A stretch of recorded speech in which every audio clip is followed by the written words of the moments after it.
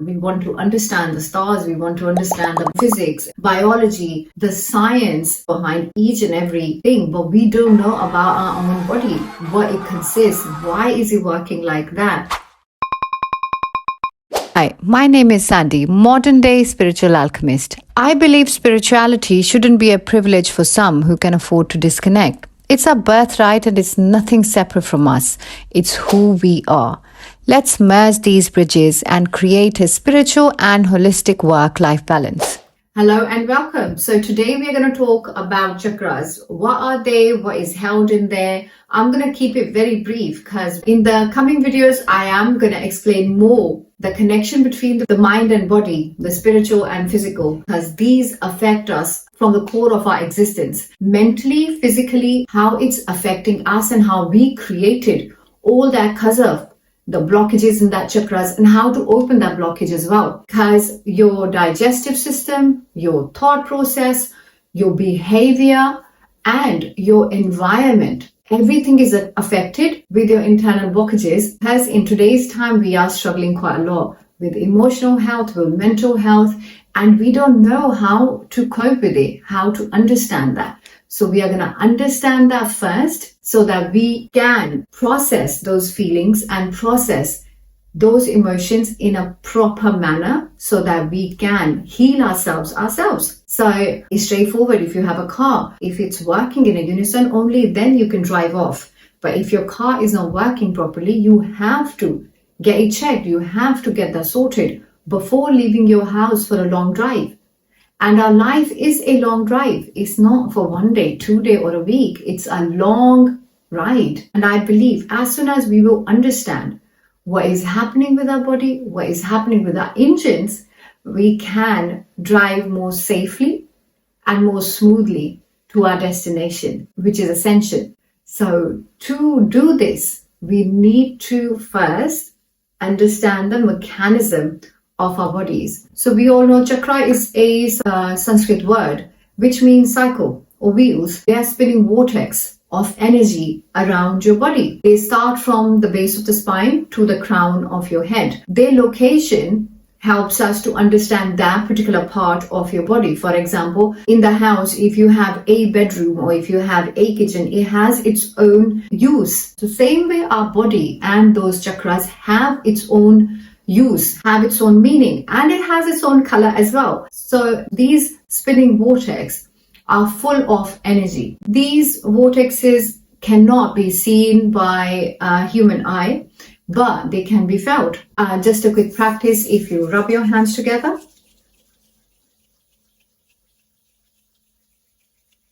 not fiercely, just softly, and you will just feel a bit of sensation in your hand. And if you will, not too far, not too close, but if you just go closer and move that, you will be able to feel the energy. Okay, this is the energy we are talking about. In normal daily life, you can't feel it, right? We are so distracted all the time. We don't focus in our own energy. So that's why it's important to focus, to be aware. And how we're going to be aware? If we know what we have. So what's held in chakras? Chakras store the energy of thoughts, feelings, memories, experiences, and actions. Why we have fight or flight mode in our system? It's our DNA.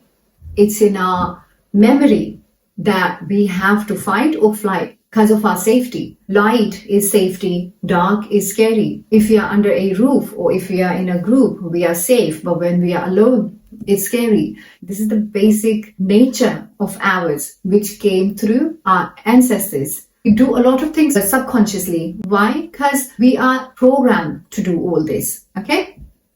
So they influence and direct our present and future mindset, behavior, emotional health, and actions. The life force in each chakra, it can be processed, it can be transmuted. You can move the energy to someone else as well. And it can be released as well. So if you have blockages in your chakras, you can release that blockage as well.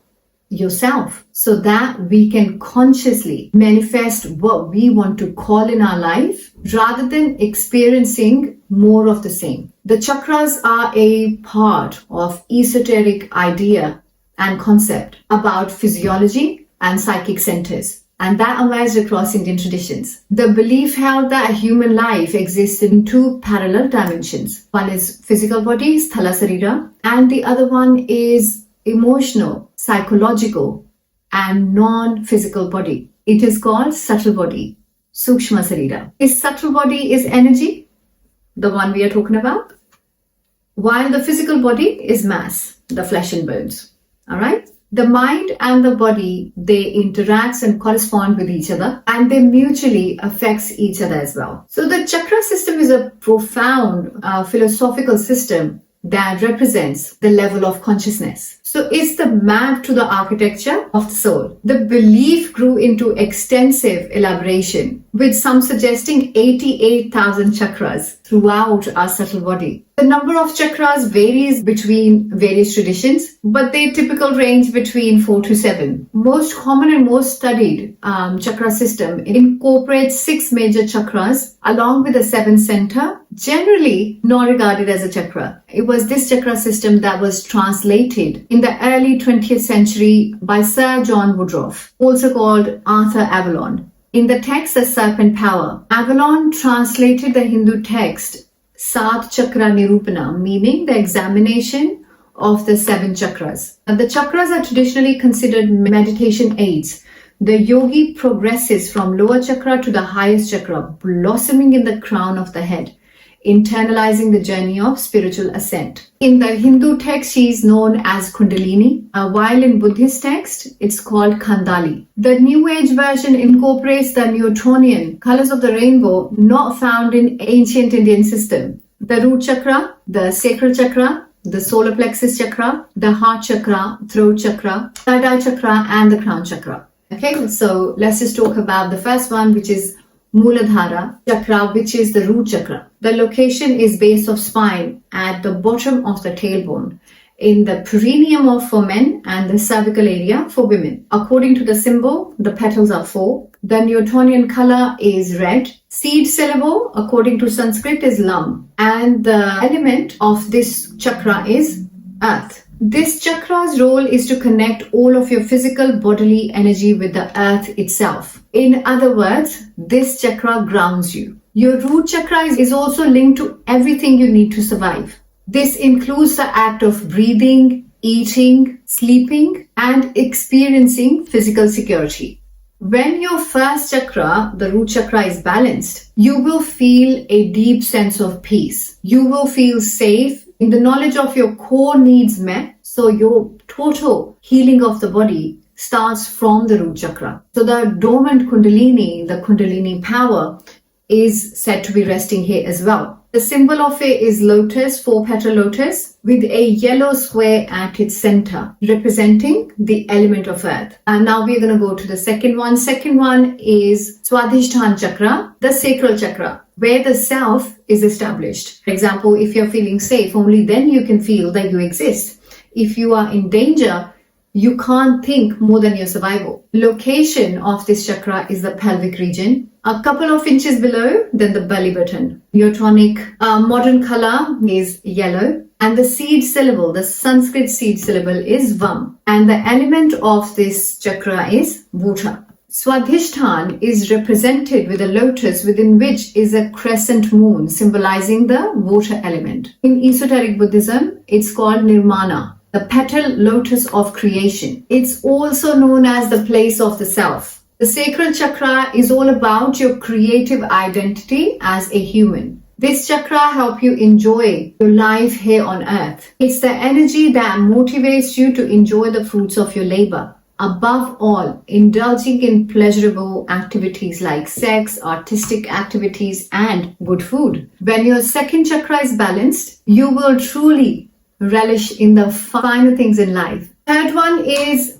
Manipur, Jewel City, the solar plexus chakra. Its location is navel in your stomach, around 2 to 3 inches above your belly button. The symbol's number of petals are 10. Modern color is yellow. The Sanskrit seed syllable is Ram. Its element is fire. This is described as a Madhyam Shakti, or the intermediate stage of self-discovery. The chakra is represented as a downward pointing triangle representing fire symbol in the middle of lotus of 10 petals. The Manipura energy center further translate as the lustrous gem. This is because this is the chakra where your self-confidence and self-power sit together in harmony. Many call the solar plexus chakra as the warrior chakra as well, because this is by far the most powerful supporting chakra for bravery and boundary setting. For instance, you can most probably physically feel its raging energy when you're angry. You will feel it when you need to defend yourself. For better, for worse, it's your fight or flight responses right-hand man. When balanced, high self-esteem and self-worth are bonus byproducts. Now let's go on to the other one, Anahata. Anahata is the heart chakra. Its location is in the chest, in and around the heart space. The symbol has 12 petals. The neotonic color is green. The Sanskrit syllable is yam, and the element is air. Within the symbol, it is a yantra of two intersecting triangles, forming a hexagram, symbolizing a union of male and female, and the element of air, Vayu. Interestingly, the Sanskrit term for heart chakra translates to the state of being unhurt, anahat. Because of this, when you're experiencing feeling of love, compassion and kindness, it's this energy center you're connecting in. In spite of all its translations, this chakra is fundamentally just about love. Love is the most healing frequency of all. Similarly, when your heart chakra is balanced, you are easily able to feel love and empathy for yourself and for others. In esoteric Buddhism, this chakra is called dharma. Next one is Vishuddha, the throat chakra. Its location is in the middle of the throat. The symbol's petals are 16. The neotonic color is blue, and the Sanskrit syllable is hum, and the element is space. Now, this symbol has 16 petals covered with 16 Sanskrit vowels associated with the element of space, carrying the meaning of the words very pure. This chakra helps you to literally speak up. Because of this, you will do so in a smooth, confident, authentic way. In addition, this chakra is your official seat of self-expression. The throat chakra also gives a voice to your personal reference, belief and values. When balanced, you openly and lovingly speak the truth. Moreover, you express yourself in whichever way feel most in alignment at any given point. In other words, there is nothing that enlightens and inspires those around you like open throat chakra. Then we are going to go to Ajna Agya, which means command, the third eye chakra. Its location is between eyebrows, extending to your brains and pineal gland. Neotonic color is indigo. This chakra, or in New Age use third eye chakra, the subtle center of energy, the infamous third eye chakra, Ajna, roughly translate as beyond wisdom. This is because this mystic energy center opens you up to expanded state of consciousness. They go away beyond the five senses and the material world we live in. Extrasensory perception, intuition, and physical ability are all born from the third eye. This is because the brain's smallest yet extremely powerful pine cone shaped gland, it sits just behind Ajna and goes by the name of pineal gland. Furthermore, long before brain imaging, many ancient cultures knew about the third eye presence.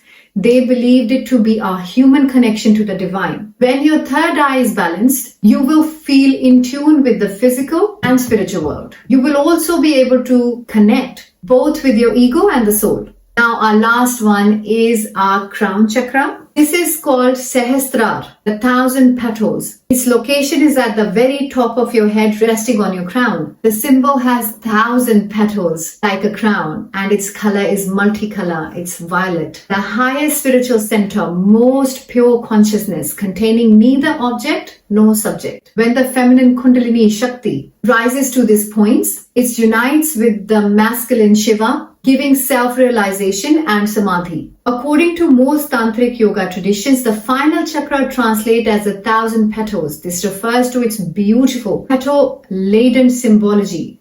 Sahasrar is nothing but pure consciousness connecting you to the universe. This complete universe is also known as Om and is quite literally nothing personal. When it comes to the concept of crown chakra, it's something we all have in common.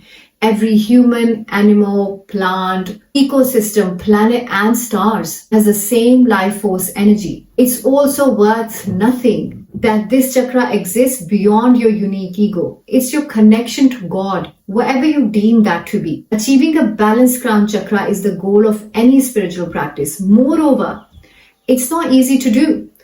Once truly balanced, you have achieved enlightenment. In other words, you discover the secret of who you really are. We are not just flesh and bone. We have a bigger meaning, bigger purpose to come to this life. So for now, I will say thank you so much for your time.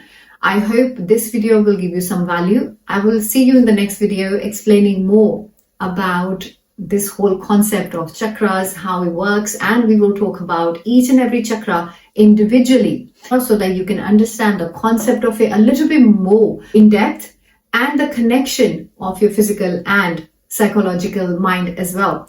I will explain how to heal them with the help of yoga, with the help of meditation, and I will share my own practices with you. If this video helps you, do not forget to like, share, and subscribe to this channel. I will see you next time.